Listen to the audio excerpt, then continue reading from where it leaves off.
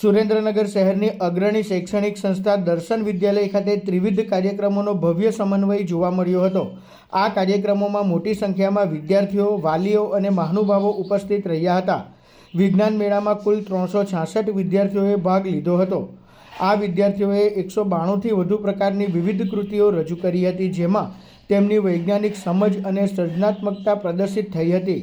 રસોઈ મહોત્સવ અને ફ્રૂટ ફન ફેરમાં 146થી વધુ બાળકોએ ઉત્સાહભેર ભાગ લીધો હતો।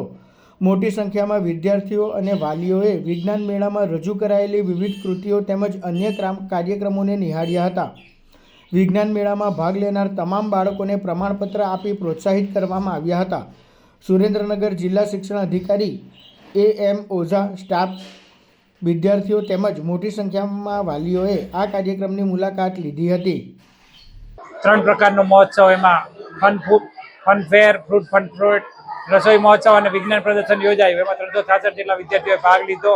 એનું કારણ એ જ હતું કે નાના વિદ્યાર્થીઓની અંદર વિજ્ઞાનની અવલોકન શક્તિ અને વિજ્ઞાનના વિચારો વિકસે અને બહોળી સંખ્યાની અંદર વિદ્યાર્થીઓએ ભાગ લીધો છે। વાલીઓ પણ ખૂબ બધા જોવા આવી રહ્યા છે।